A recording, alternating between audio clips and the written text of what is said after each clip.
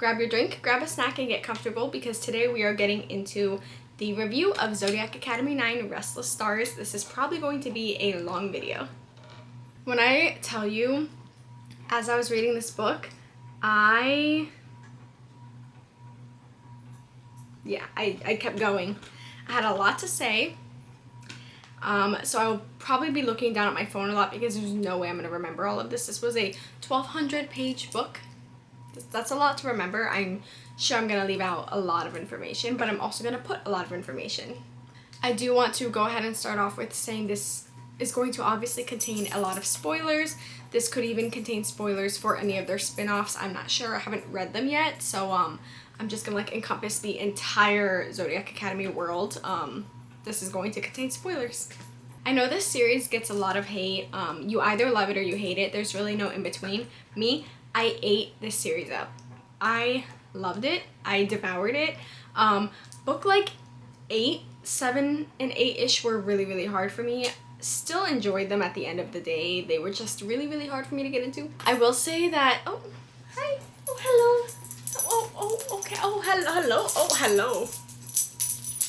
Oh, I'm getting harassed. Where was I? This was almost like an emotional experience for me reading this book because at the end of it, it was like, wow, I feel like I truly know these people. I feel like I went through all of this with the twins and everything, and it felt so good, getting that happily ever after type moment because, if you've read the series, they go through a lot of shit. Being able to see this happily ever after moment, seeing them take the throne, seeing the epilogues, all of that, it was really good. It was really nice. When 9 came out, I was honestly really nervous. Like I said before, 8 was really hard for me to get into. It took me a month to read number 8, and I felt like there were so many unnecessary POVs that I was really nervous to read 9, but I was like, you know what? I gotta just read it, get through it, and then go from there. But honestly, we are just going to move forward. The first 80 pages of this book were really hard for me to get into. I feel like, again, there was a lot of POVs in the Twisted Sisters fashion, and I felt like the second I was following the plot and understanding what was going on, getting a grip of it, it would switch to a completely different POV, something completely different going on, and I'm like, wow, I'm back to square one. The second I got into it, now I'm starting over again. That's kind of how it felt. I will say this though, during the big war at the end, I really liked the different POVs because it felt like I was, that scene in Avengers where they're going through that montage of all the superheroes fighting, and then it switches. I don't know, for some reason that's how I was reading it, where I was watching this happen over here with Seth, and then it would switch over here to Lance or Caleb. It was kind of fun having the multiple POVs constantly switching for the war. So I did appreciate that. But it wasn't until Max's first chapter in this book that I really started to tune in. To me, that's when things really started getting interesting.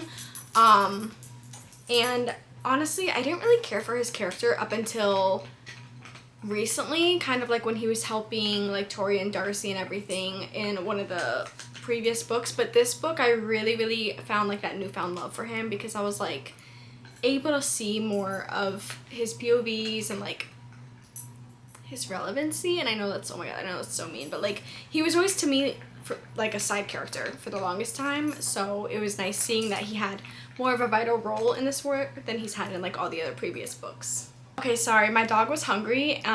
He never lets me forget to feed him, clearly, so he's eating now.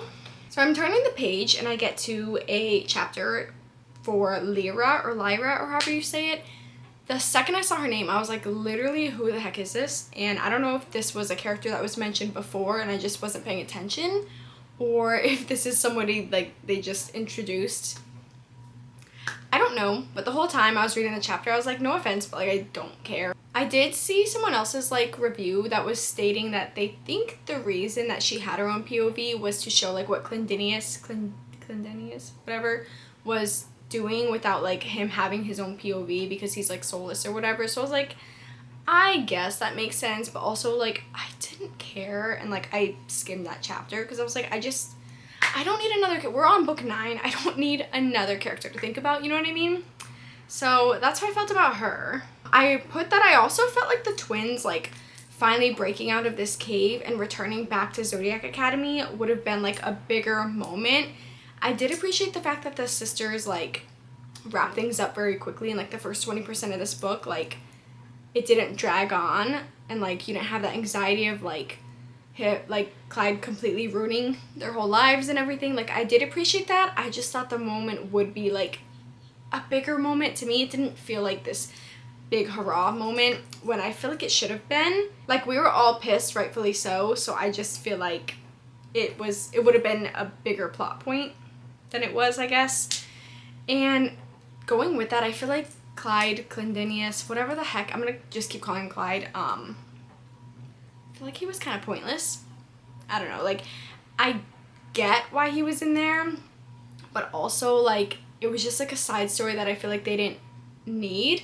I kept forgetting he even existed until they mentioned him. I feel like the real villains, you know, were Lionel and Lavinia, and even with her like channeling her powers through the fallen star and everything, like I just feel like that was kind of unnecessary. And I feel like the Twisted Sisters just like to throw in random curveballs to be like, haha, gotcha, keep you on your toes, you know. So we could have done without all of that, but you know, whatever. Oh, I put that I loved the I love the scene with Lance and Darius getting the Sagittarius Guildstone. I thought it was really like nice to see them bonding again, because I feel like we haven't seen that in a while. And it was so funny when Lance was teasing him, like with everything being like, oh, what about this? Does this look nice on me? This, and Darius the whole time just going like, mine, mine, mine. Like, that was great. I loved that. The little music box thing, again, was so random, just like in the previous book, but I don't know. I feel like there was just so many, like, plot points in this book that were so random that, like, I felt like I read 10 different books all in this one book, because between like that like random city that they went to where they all got like separated and had to like do these trials and everything, like there were just so many plots where I was like, what in the heck is going on?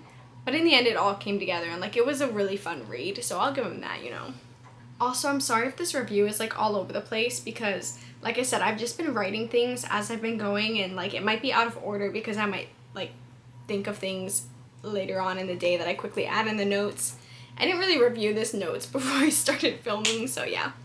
Geraldine, she has become literally my favorite character in this entire series, and like she was always like funny. At first I was kind of like, what is this girl talking about? Like, what is she saying? She's crazy, but like I love her, and this girl held together the entire thing. Like without her, I'm sorry, they would not have won this war, because she was running everything. She was feeding them, she was like keeping them all together. Like literally she was the one holding the entire thing together.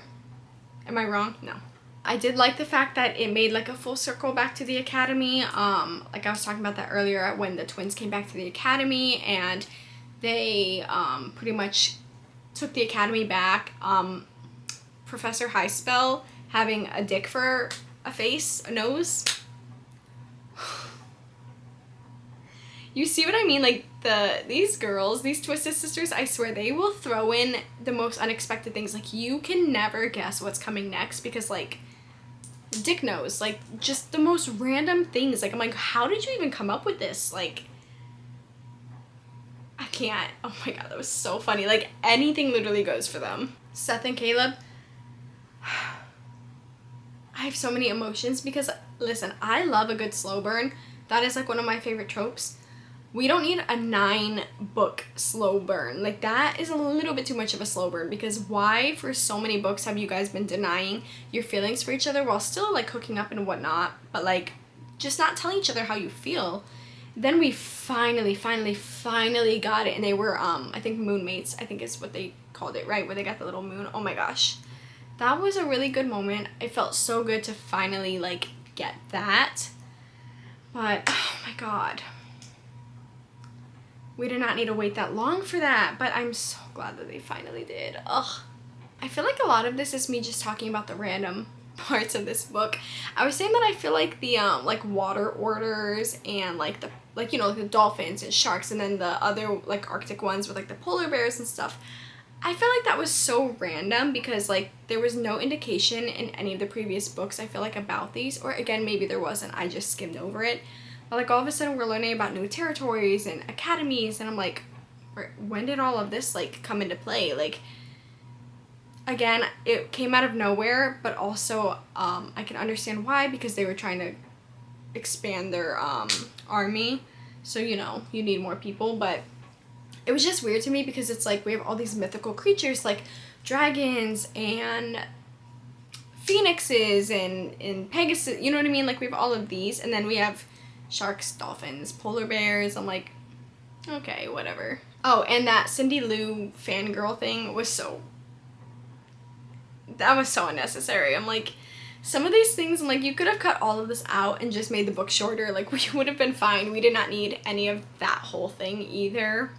Leon's hallucinations with the frog bite, I was dying because him and Seth in general are so funny. They've definitely become favorites again. Same thing with Seth. I didn't care for him. Love him now. He's hilarious, especially when he was protecting Gabe's child. Like, I saw a side of him that I was like, oh my god, Seth. But when he was like just hallucinating and like the Christmas tree and like, oh my god, that was so freaking funny. I can't. Oh my gosh, the war, when they freaking brought back the army of the dead people, I gasped. I was like, that is the coolest thing that like I have read. I thought that was so cool. And freaking Diego and the twins' parents, and oh my god, just like seeing all of these people come back and like fight for them was just a really cool aspect. I thought that was the coolest thing ever. Again, like that was like where it started like getting really emotional, because I was like, that's like all of their past ones, even the people that just died while fighting in this war, are like coming back to fight again. And I was just like, oh my god, I started crying a little bit. Like, it was such a good moment. And like even the build up for the war, I was starting to get really emotional, because I'm like, this is a war that's technically been building up over 9 books at this point, and like they're done, like they're ready to win this war, like we know that an end is coming. I was getting really emotional. Like their like speeches that they were giving and everything, I was crying. My boyfriend kept looking at me and he's like, what is going on? And I'm like, oh my god, like they're going to war, like this is so like crazy. Therix, I do hope we do get a novella or some type of like other series with him. I actually do really like him, and I felt really sad for him when the ferryman like pulled him down and was like calling him an abomination and everything, because it's like he did not ask to be born, like he did not choose any of this. And it's like, I don't know, I felt really bad for him, and like he was just trying to like feel things, like he was trying to understand things, and like I don't know, I really hope we learn more about him. I personally really like him. So I put some key points of like random things that I just thought were funny. So I put in quotes Orihos, which was Orion's fan club. I was like, I'm gonna go put that in my bio. Like, girl, that's so real. I put Darian Torius teasing Seth and Caleb. I thought was hilarious, because like they obviously knew that they were hooking up and everything, but Seth and Caleb didn't like want them to know. And oh my god, that was so funny. Oh, everyone adding something personal to Darcy's engagement ring. That again was a little tearjerker, because I was like, this is so thoughtful. Like, oh my god. I put hate the random POVs like Mildred. Same, just like Lyra and Mildred. We didn't need that. The big group chat I put chapter 72. I read it on a Kindle, so I'm not sure if like that's the same, but that was so funny. The contact names were hilarious. I just love the dynamic between that entire group. Like, they're just so unserious all the time. Oh, I didn't read Beyond the Veil yet, but after this book, I kind of want to, because Darius kept talking about the conversations and things that he was experiencing beyond the veil, and I would kind of like to see, you know, what was going on there. The epilogues I did like, but also I feel like there were so many that I was like kind of skimming through, because at that point I was just kind of like done with the book, and I was kind of like hoping we got to see more of like them ruling and like how things progressed that way, like not just their like kids and home life. But yeah, so I was kind of skimming through those. And then I put 4 stars because it was really good and I enjoyed it. It had a lot of really, really good chapters, but in the beginning I did have to force myself to read it. I found myself putting it down a lot, or just accidentally skimming through chapters just to make progress in the book. So, yeah, and then I did highlight a bunch of quotes, so I'm going to go through and read those as well. It feels like I just kept saying everything was really random, There was a lot of stuff in this book that I really did love. Like, I did at the end of the day love this book. I cried. I'm really sad it's, you know, over technically. Like, I just want to clarify that. Alright, let's look at some of my highlights. Let's see what we've got. Oh, I should have, like, made a note on, like, who was saying some of these quotes. Oh, I love this one. It says, "The Fae of the city had had enough and they were rallying to the call of their queens at last." Love that. "This day will henceforth be known as the Great Rebel Coming. Our souls connecting and dancing together as we return to Zodiac Academy, and we damn well live to fight another day." Like, they were just, I feel like the quotes were so, like, motivating to me. This was so funny. I'm sorry, I don't remember who said all of these because I didn't, like, highlight up until that portion, but they're still good quotes regardless. "Maybe that's how we win this war," he mused. "Just lay a bunch of treasure out for Lionel to see, then sneak up and cut his throat while he's jerking off over it." "I can't promise the dark days won't come again," he said, drawing back a little, "but we're free right now, and I've wasted too many years in misery already." Oh my gosh. This was so funny. This was when Orion and Max, they were, like, talking about how, I think it was, like, Max's mom and Orion's dad or something like that from Beyond the Veil. And he's like, "Tell your dead father to back the fuck up." And he says, "Sure, I'll just light a scented candle and whisper my wishes into the flames as soon as I locate my aromatherapy set." God, you see what I mean? Like, they're just so unserious. Oh my gosh. Tori and Darius, when they were talking about the ferryman, and he was like, "Why the fuck would you want to meet up with him again?" And she's like, "I don't know, maybe he'd like to hang out. It's gotta be lonely paddling up and down the river of death all day. He'd probably like a visitor." And then he's like, "Didn't you tell me you knocked him off his raft into the river and the power of his fury almost ripped the soul from your chest as you escaped him?" And she's like, "Yeah, good times." "Oh, I used to be quite impressed by the fact that you'd been to the moon, but then I went to death and back and the moon lost its appeal." "Caleb was the fae who had given me the moon, so I planned on giving him the sky." Like, they put their everything into their quotes in this book. Like, I'm just gonna keep reading you quotes. I'm sorry. There's so many good ones that I can't stop. There's a lot that I'm skipping, believe it or not. Oh my god, when Lionel saw that Darius was alive, that was great. When he was like, "Did you miss me?" Period. When she engraved the words "blue means you" on the inside of the metal for the ring. Blue means you. Oh my god. "I always belonged elsewhere in a world full of fantasy and endless possibilities." No, same girl.